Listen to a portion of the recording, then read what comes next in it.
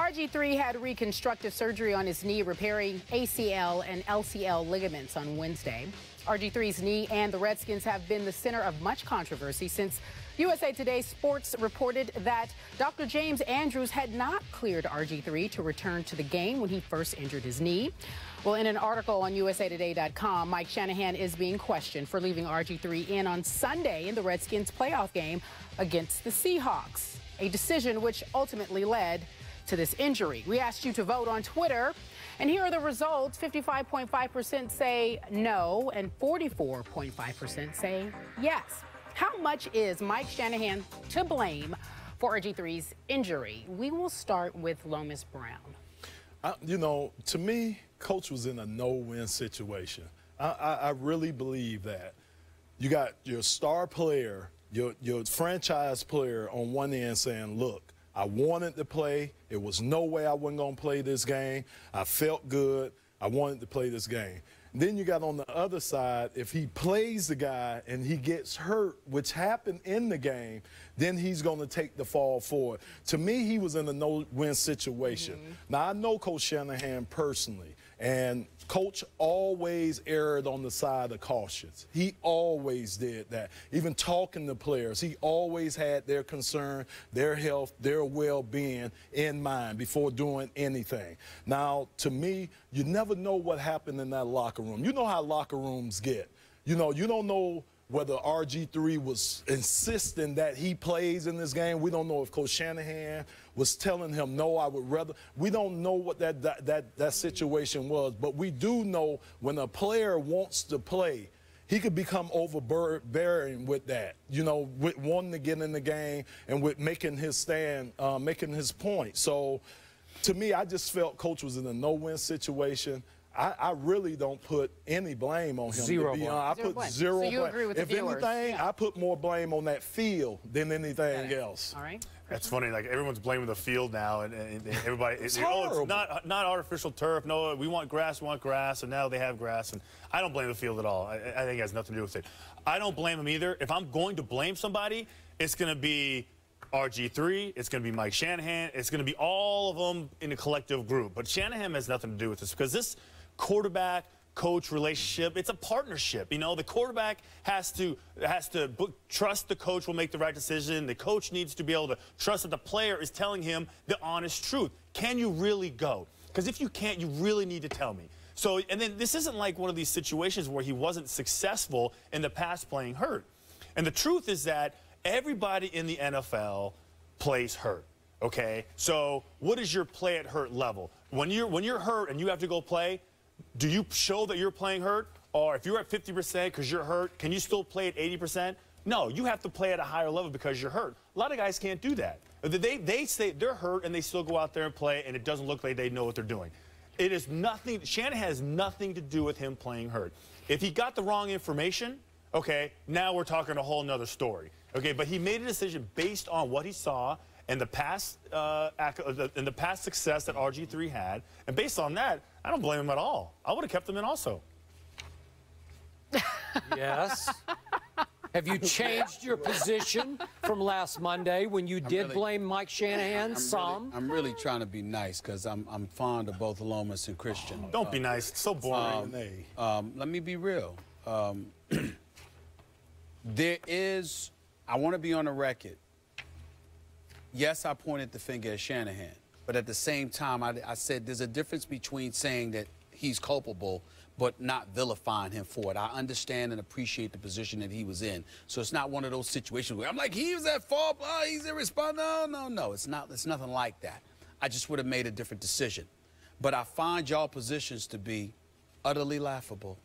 And that goes for you, too, because of what you uttered about the situation the other day. And I'm about to re-utter. Exactly. Here's the thing that I find mind-boggling and, dare I say, laughable about your positions. Not responsible, no-win situation. My response to all of that is, so what? Mike Shanahan is a two-time Super Bowl champion. He is a coach that has been in this league for decades. He has been a head coach for many years. He has coached Super Bowl champions. He's gotten to the playoffs. He basically has, even though he's got a GM, he's basically in control of football operations. Because you went from 5-11 to 10-6 rather, you have security. It's not like you had to worry about getting fired. You're the coach. Last time I checked, the leader. You get to make that call. You don't get to leave it to the player. You consult with the player. To some degree, it is a partnership, but at some point, it's 100% a partnership. I'm going to tell you why you're wrong. Okay. And you played the game, and I'm going to tell you why you're wrong. You know why it's not 100% partnership? Because if RG3 stunk up the joint to the point where you decide to bench him, is it a partnership then? No, it isn't. There's an authoritative figure. That's all I mean by that. That's where your point is wrong. It is a partnership, but only up to a point. It's a partnership with Skip and I when it comes to Jamie Horowitz, the boss. But ultimately, when it really gets thick, who do we answer to? He's the boss of the show, period. There must be order. There is always somebody in the hierarchy to answer to. Even Bill Belichick with the whole Spygate thing. It was Kraft that came out and said, it's been talked about, it's been dealt with, and then he looked into the camera and said, I can assure you it will never happen again. That's what he said. Now, we all know that Bill Belichick is the New England Patriots and he's running the show, but he has a boss, doesn't he? Everybody has a boss. That's what it comes down to. And in RG3's case, even though he's the rookie sensation, even though he's the quarterback, even though he's the future, at the same time, Shanahan doesn't answer to him. It's the other way around. And if you sit there and you go 5 for 11, generate 20 yards, all right, in 2.5 quarters, 47 total yards actually for the team, okay, you're playing bad, you're limping, the turf is terrible, all right, you seem to be regressing with each passing quarter because your health. At that moment in time, if I'm Shanahan, to me, I got to think about the future of this franchise. It's not just his injury. It's that you know his history. You know there was an ACL injury in 2009. You knew that he was hurt. You played him the previous 2 weeks, even though you were risky. You held him out of the Cleveland game. He looked fine against Philadelphia and Dallas to a point. But clearly, the level of regression that it kicked in against Seattle was conspicuous compared to what we saw against Dallas and Philadelphia. So you have a right, if you're Shanahan, to make that call. Again, I'm not excoriating the dude. I'm not saying, oh, he stinks or anything like that. But don't tell me that it was beyond the pale to ask him to be able to make that call. That's his job. That's his job, y'all.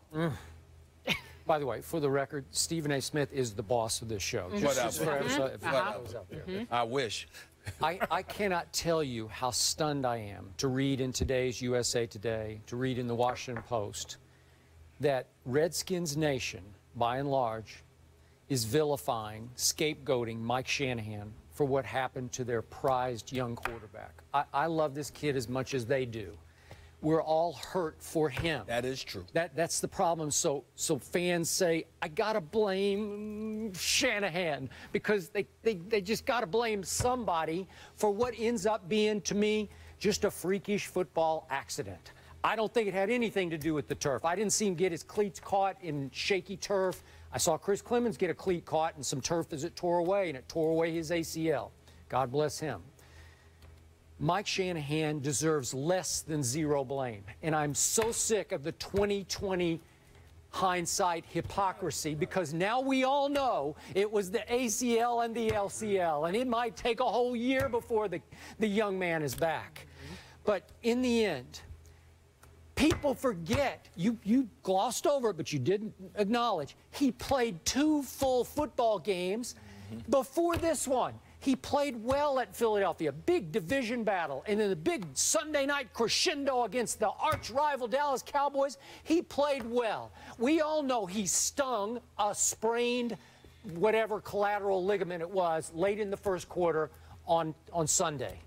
But he continued to play because this is football. And as we discussed in the previous topic, you have to give the young man a chance to show us he can figure out how to play through the pain, not through an injury. I don't believe he had shattered ligaments at that point. I don't think they were ruptured yet.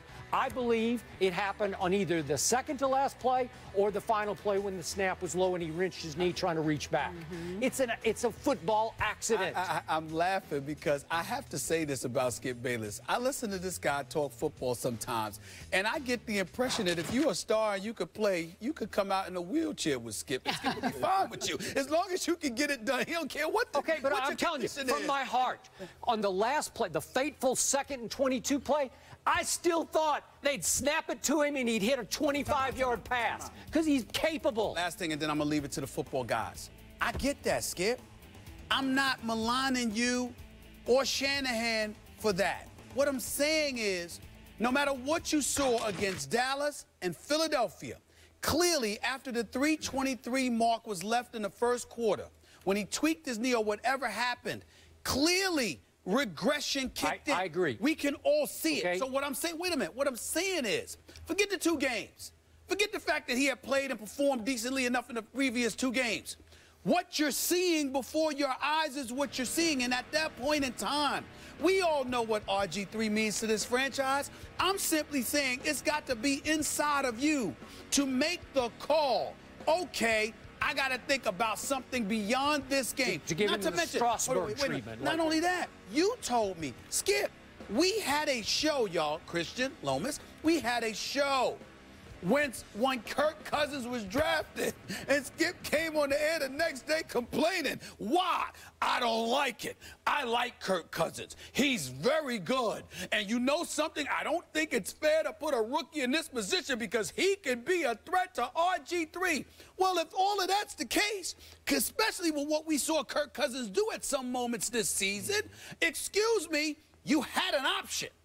And that's all I'm saying. You had an option. So I'm not vilifying, and the fans are wrong to blame Shanahan, but there's nothing wrong with saying, Dag, I kind of wish you had made a different decision, because if anybody had the clout to do it, Shanahan did. Question, hypothetically, if Mike Shanahan yanks RG3 at halftime and the Redskins go on to lose to Seattle. I said third quarter, not halftime. Okay, but whatever. Right. Okay, third quarter. Okay, sure. Is there not a louder outcry against Shanahan? Maybe. Well, they'd say, come on, we had a chance. Yeah. Maybe. So what? And I'm saying, Christian, I'm saying, so what? He's Shanahan. And here's the instance. He's not a rookie football player. Me. He got hurt. It happens. So what? Okay, it happens to you. It happens to me. It's part of the contract that you sign when you play. It is very tough for both player and coach to be in that position where you're like, all right, I don't want to let my coach down. He's believing in me. I've shown I can play through the pain. It's not as bad as I thought. You know, maybe I hurt a little bit. Okay, I'm dramatic as I'm walking off the field. Okay, but now it's feeling better. Let me go back in. At the point before he lost the snap, okay, I was fine with him being in the game. If he would have caught that snap and would have shown me running around that it was, oh, man, that really did regress. No, he really can't protect himself, because that's what it really comes down to. Can you protect yourself? And I thought he was still good at protecting himself up until that point. Once he lost the snap, it was obvious, okay, he's done. Okay, so it was obvious choice for you to take him out of the game. I saw 2 or 3 running plays where clearly he didn't look like himself. Yeah, combined with 2.5 quarters of flagrant ineffectiveness. Yeah, by the way, that's fine. It happens all the time. And on those running plays, he still got 9 yards. It's like, but why is he running? Why? Okay, well, that's fine. That's fine. Got hit. Okay, it's fine. But you keep saying you got to play for the future if you're Mike Shanahan. I remind you, your Giants last year got hot late and went and won the Super Bowl. I thought this team, coming off 7 straight wins, did they not look like they were in control of this football game early on when he went boom, boom for 2 quick touchdowns?